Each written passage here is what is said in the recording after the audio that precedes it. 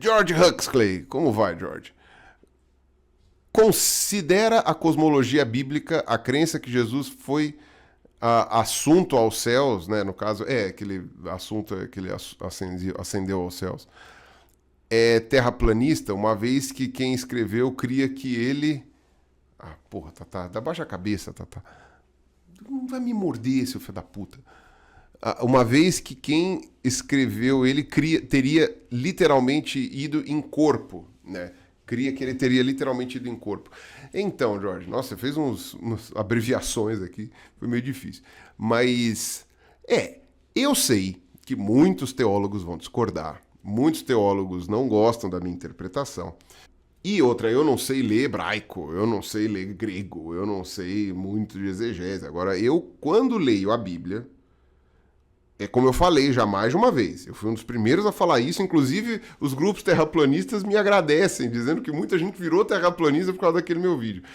Né? Ou seja, eles entenderam que o Gênesis era terraplanista e para eles tinham que ser literalistas bíblicos, eles viraram terraplanistas por causa disso. Enfim, mas o Gênesis bíblico é terraplanista. Até hoje não me convenceram do contrário. E olha que teve pessoas... muito credenciadas que falaram isso pra mim. Então, de novo, essa é uma opinião minha. Eu não estou falando que eu estou com a razão, tá? Eu não estou falando que eu estou com a razão. Não é pra vocês virem e falarem, o Pílula falou, então é verdade. Não, eu não sou um exegeta, eu não falo hebraico, eu não sou um estudioso, eu não sou teólogo. Eu nem acredito em Deus. Mas você não precisaria acreditar em Deus para poder interpretar isso. Uma das pessoas que falou para mim que o Gênesis não é terraplanista, essa pessoa é ateia. Uma dessas pessoas que falou. Mas ainda assim não me convenceu. Para mim, o Gênesis bíblico deixa muito claro o teor terraplanista. E as justificativas de por que não seria terraplanista, elas dão meio que um nó num pingo d'água. É um troço meio, não, mas veja bem, não tem a palavra específica que fala, porra, mas olha o contexto, cacete. Olha o contexto, separou a água de cima da água de baixo, fez não sei o que, encheu de água porque abriu as compotas do céu e fez não sei quanto, depois abriu um ralo, vazou a água. Gente, mas tudo deixa, colocou os luminárias no céu. Cara, é o firmamento. O que é o firmamento? O firmamento não é o vácuo. O firmamento não é uma bola de rocha flutuando no vácuo. O firmamento é algo que cobre a terra. Aí o pessoal fala de como é que fala? Jeremias, de não sei o quê, de Jó, que tem outras conotações que poderiam ser terraplanistas. Aí eu já não vou saber dizer se isso daí é interpretável ou não. Até porque foram escritos tanto tempo depois do Gênesis, que aí eu acho que o contexto era outro, né? Na época dos 12 profetas lá, do Velho Testamento, você já tinha um contato muito grande dos judeus com outras culturas ali perto. Depois disso, quando você vai chegando mais para perto da era cristã, mas ainda antes, quando você tinha coisa escrita, já estava dando uma helenizada ali na coisa. Então, aí eu já não colocaria. Agora, o Gênesis, para mim, ele é terraplanista. Ele detalha uma terra plana. Aí você tem o livro de Enoque, que é um livro apócrifo, eu sei, ele não é um livro considerado a ser levado do ponto de vista teológico, essas coisas assim, mas bem ou mal, o livro apócrifo ele é uma fonte de estudo. Né? E uma vez que você está fazendo um estudo laico sobre os textos, um livro apócrifo, ele é relevante. Ele não é canônico, mas ele está lá. E é um livro que foi importante lá para a questão do judaísmo e tal. E o livro de Enoque, ele não é só terraplanista. Ele descreve o Enoque chegando no céu com uma escadinha, abre uma portinha no céu e, passa pro lado de lá. Show de Truman.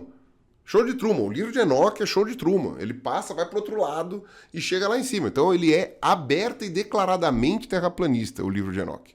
E é possível, sim, que quando foi escrito o Novo Testamento, os povos ali do Oriente Médio, ali daquela região, ainda tivessem um pensamento terraplanista. Porque, de fato, isso é uma coisa até que o Rodrigo Silva comentou lá na minha live com ele, lá no Vilela, e ele comentou e não deu resposta. Eu também não fiquei indo muito atrás disso, mas ele comentou e não deu resposta. Mas falou, Jesus subiu aos céus. E eu falei, e para onde ele foi? Ele foi para o vácuo. Ele tá lá, agora ele está lá em Andrômeda, né? Porque em 2000 anos, né? Vai saber para onde que Jesus foi. Ele está lá em Andrômeda, já está indo, já passou, né? Alpha Centauri. Cara, para onde ele foi? E aí, isso é interessante, porque você não tem como colocar isso como, sei lá, os elfos indo para Valinor. Você tem células feitas de material, porque afinal de contas Deus se fez em corpo, então é um corpo. É um corpo normal, como o corpo de qualquer outro ser vivo. Que, inclusive, porque senão, bela merda ele ter ressuscitado, né? Só é impressionante ele ter ressuscitado porque o corpo dele era igual ao nosso. Então é só por isso que é relevante ele ter ressuscitado, senão, tipo, tá, o corpo dele é diferente, então, porra, então tá aí. Até aí, né, suspensão da descrença. Então ele ter ressuscitado não faz diferença nenhuma. E quando ele foi ascender aos céus, o corpo dele físico foi pra lá e esse corpo não pode ser decomposto. Porque se for falar, o espírito dele foi pra parte, foi para um outro mundo, que é o mundo espiritual, que não é material. Mas o corpo dele e o corpo dele? O corpo dele foi para o mundo espiritual também? Como? Sabe? E por que subir? Porque se era para o corpo dele e para o espírito dele irem para o mundo espiritual, os dois juntos, eu poderia ter feito daqui da Terra. Por que é escrito na Bíblia que ele subiu? Porque provavelmente a pessoa que escreveu a Bíblia acreditava no firmamento e acreditava que o céu para onde você vai depois que morre, ele era literal, um lugar físico, um lugar material que ficava para cima.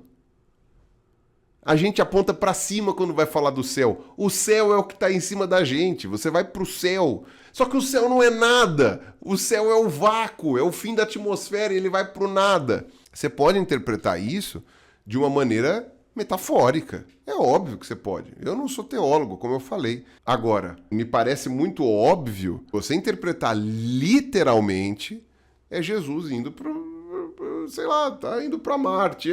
Tchau. Subiu para onde? Para o fim da atmosfera, vai para a estratosfera, depois acabou, o ar fica rarefeito. Aí quem que foi que me perguntou sobre decomposição de corpo no vácuo? aí não tem decomposição, afinal de contas, está no vácuo, né? Então, eu dentro desse contexto, assim, para mim o texto me soa terraplanista. Se a interpretação desse texto é outra, aí não sou eu que vou responder. Aí são exegetas, são pessoas assim. Agora, realmente, para mim, que sou ateu, lendo de maneira literal, né, o corpo de Jesus tá voando ainda, tá lá, não sei o quê. Porque se era para ele fisicamente ir para o céu, no caso, o céu seria o mundo espiritual, seria o outro lado, ele poderia ter feito isso aqui na Terra, ele não precisaria sair voando. Né? A ascensão, subida, né? Porque aí literalmente subida, a ascensão. Qual é a palavra que é usada em grego? Eu não sei. O que ela quer dizer literalmente? Eu não sei. Eu sei que depois, quando criaram o islamismo, Maomé também subiu junto com o cavalo e tudo. Tá indo atrás. Com o cavalo é mais rápido, né? Então ele deve ter alcançado. Era 400 anos depois só? 600 anos depois? 600, né? Foram 600 anos depois, então agora ele já deve ter alcançado Jesus. Maomé já passou, porque estava de cavalo, já ultrapassou Jesus, já está indo. Vai dizer, lero, tchau, né? Já vou. Vamos lá atrás. Agora o Elon Musk vai ser mais rápido ainda, porque ele tá de carro. Tá de carro, tudo bem, que ele tá 1.400 anos atrasado, mas ele tá de carro, vai de mais rápido lá, né? Pra ir pra alcançar Jesus, depois passar de Maomé ali. Bom, enfim. Desculpe, piadas todinho. Piadas todinho, né? Voltamos para 2011. O cara, o Sacani narrando a subida de Jesus, né? E Jesus tá subindo! Vai, filhão! Vai, filhão! Filhão de Deus, né? Vai, filhão, né? O filhão de Deus tá lá, né? O Pai, o Filho e o Espírito Santo, então Jesus é o filhão mesmo, né? Vai, filhão! Cara, quem foi esse Fi 400? Puta, que espírito de porco, cara, imaginar um troço desse. Puta que pariu. Piada ateu todinho, total. Ateu todinho. Cortar isso daqui, pode mexer ali que tá colocado pra 2011, essa piada, né? 2011. Partiu! E vamos lá, o Marco. Os evangelhos de Marcos, Mateus e Lucas são terraplanistas. João, que é o último e mais helênico, não há menção à terra plana. Então é o evangelho de João que não tem a ascensão? Ou tem a ascensão? Puta, eu vou ter que ler agora o Evangelho de João, velho. Só porque eu fiquei curioso. Peraí.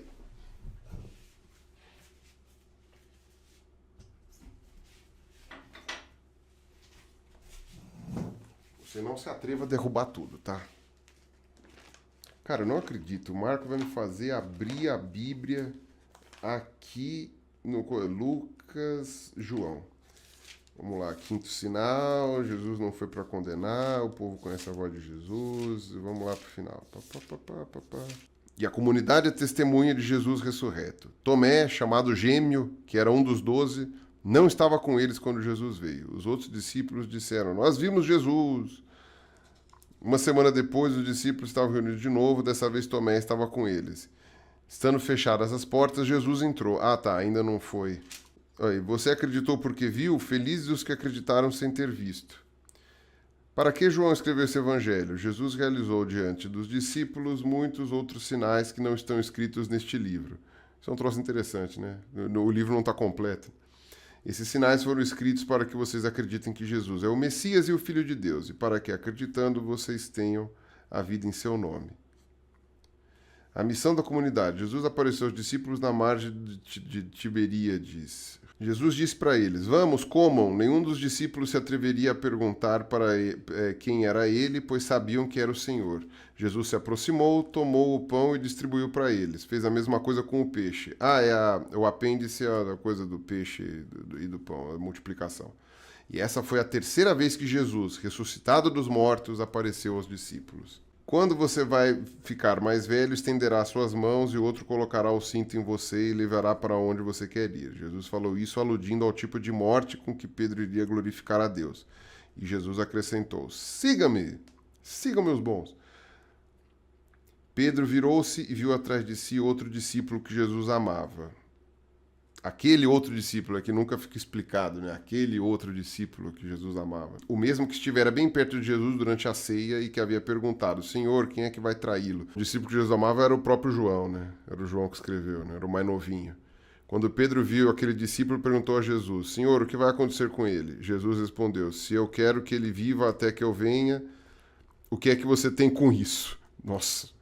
É que essa é a tradução da Bíblia pastoral, né? Mas, tipo, se você quer que ele viva até que eu venha, o que é que você tem com isso?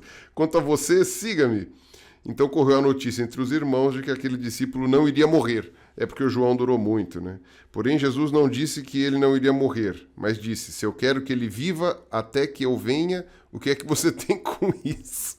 Gente, é muito engraçado, desculpa. Isso é uma das evidências de que Jesus tinha que ter voltado ainda nessa época, né? Que a escatologia bíblica ela era uma coisa voltada ao Império Romano, né? Que eles ficaram esperando Jesus voltar naquela geração. O Evangelho é testemunho. Este é o discípulo que deu testemunho dessas coisas e que as escreveu. E nós sabemos que o seu testemunho é verdadeiro. Jesus fez ainda muitas outras coisas. Se forem escritas uma por uma, penso que não caberiam no mundo dos livros que seriam escritos. É verdade. O Evangelho de João não fala da ascensão aos céus. Fala de um jeito até meio espiritualizado mesmo, né? De Jesus aparecendo, materializando e sumindo. Pff. Materializa e some. Pff. Realmente, não lembrava disso. Não lembrava disso. E eu com isso eu adorei, cara. Eu falei, se ele vai chegar aqui, o que você tem com isso? Eu falei, pô, Jesus mó grosso, né? Tipo assim, se eu falei que ele vai ficar me esperando até eu voltar, o que você tem com isso? Já que ele é o que eu amo, se ele é o que eu mais amo, ele vai ficar esperando. Tô mandando ele ficar esperando até eu voltar. O que você tem com isso? É tipo, basicamente assim, não se mete, né? Não se mete nessa. Faz o que eu tô mandando, a minha coisa com ele eu resolvo depois, né? O Guilherme, João, beijo minha mão. Tomé, beijo meu pé. Porque foges, Nicolau.